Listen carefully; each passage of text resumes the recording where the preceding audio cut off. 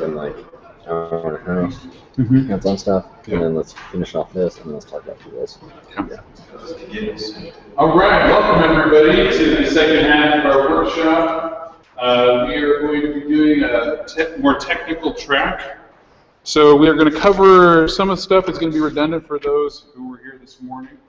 But we'll be breezing through a lot of that stuff. You don't have the same unpleasant exercise that the executives went through.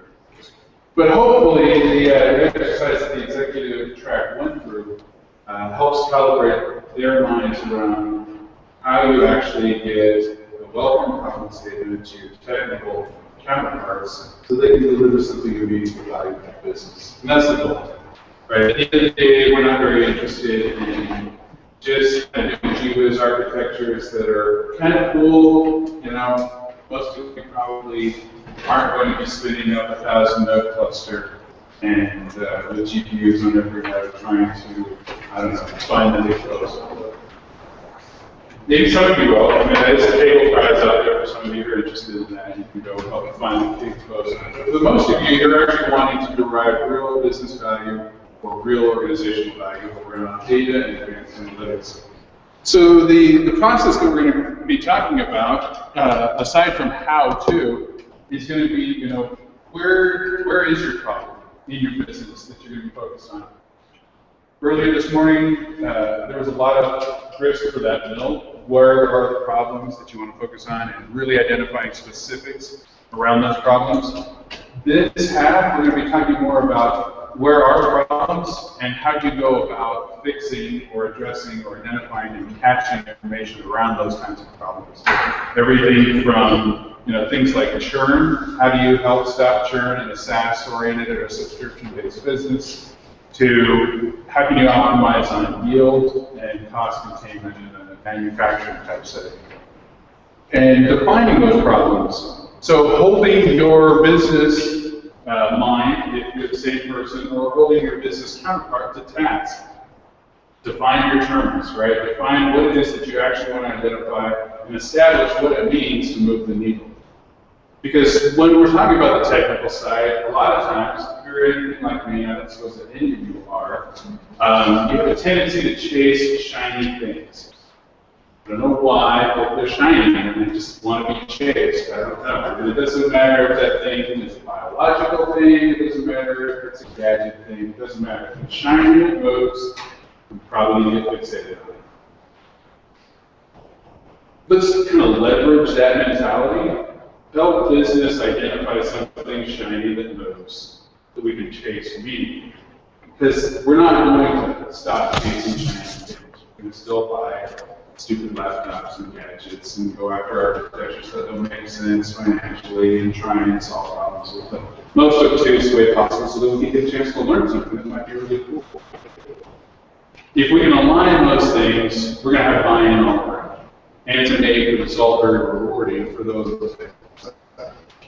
The next thing is sanity checking. This is, in hands, who kind of fancies themselves pretty sophisticated in their business analytics? Make a fist of 5. So 5 means you guys are giving people a run for their money. You got things going on in the background that are going to just excite the universe. 1, it's like, we got big price, right? And in our graphs and QuickBooks. So just real quick, what do you guys add analytics? 4? Yeah, cool. Right, so we've got some 1s, some 3s, some 4s. Where are we at over here? Okay, so we don't have any 5s. That's kind of good because I just really embarrassed. I'm not going to turn my view. And for the 4s, I mean, that's really solid. There is some advanced analytics that's happening in our marketplace. And I think we should all be pretty excited that that's happening because that means that there's going to be increasing talent and motivation for all of us to get a lot sharper. Sanity checking these things is different than sanity checking other kinds of technology. Running test-driven analytics, it makes a lot of sense. We shouldn't be testing whether or not the analytics actually work. what does that even look like? And how do you sanity check? You can sanity check, whether an architecture works by does it execute the process that it was designed to execute. But how do you sanity check early analytics? That typically looks like building clusters around information and trying to get visibility into what the data analytics have found. And does that pass the sniff test? If you finally the old stupid adage, beer and diapers, right? Cool, you did a data mining exercise, and it turns out the closer the beer aisle and the diaper aisle are to each other, the more you sell the boat. That's freaking awesome, awesome. Then you have some dumbass who's like, we need to put a diaper display in the beer aisle. And everyone buys it. It's like, the data tells us that's what we're supposed to do. Then it backfires, and the news organization comes out and highlights you as stupid.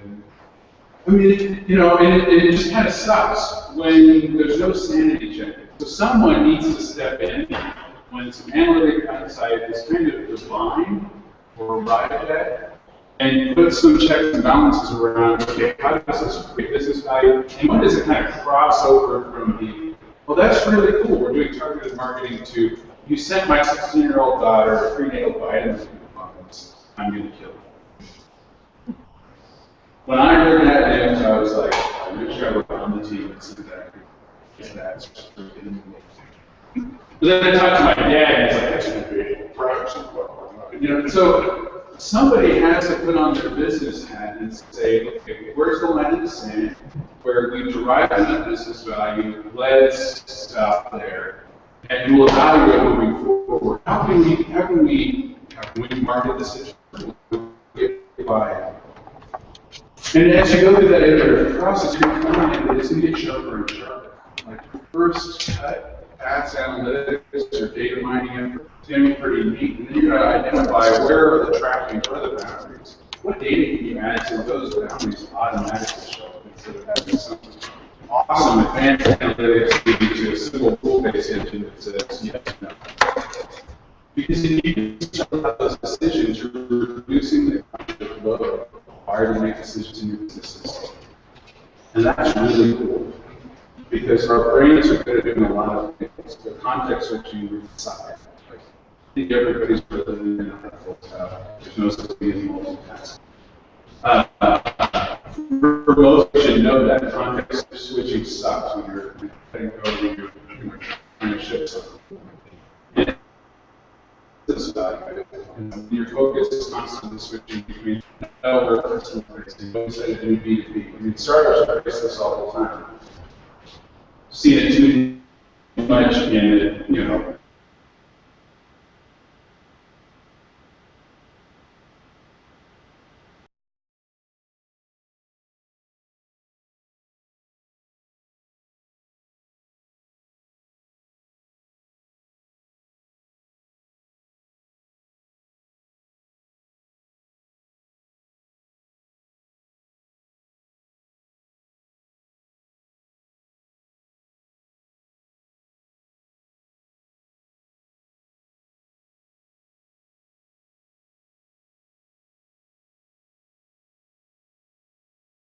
three to 4 months or 6 months where it'll come back to you. If you were building a web app, a mobile app, if you were building an ERP process, you would never let it disappear out of your sight for months at a time.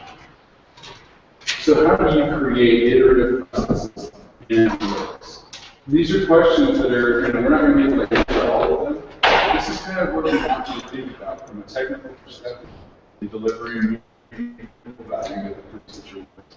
So, without further belaboring all those points, we'll jump into this. This is our team. We've got the red circles and the blue circles. We're the participants in the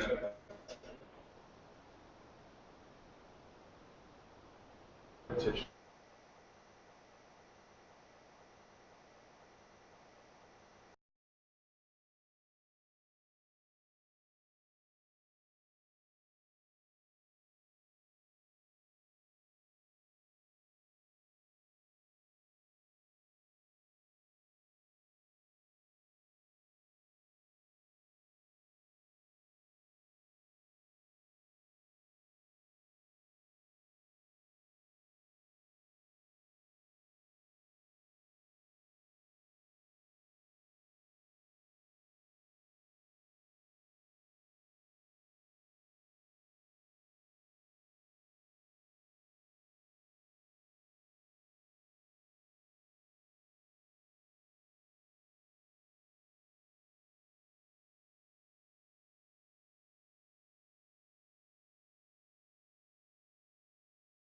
line might boil.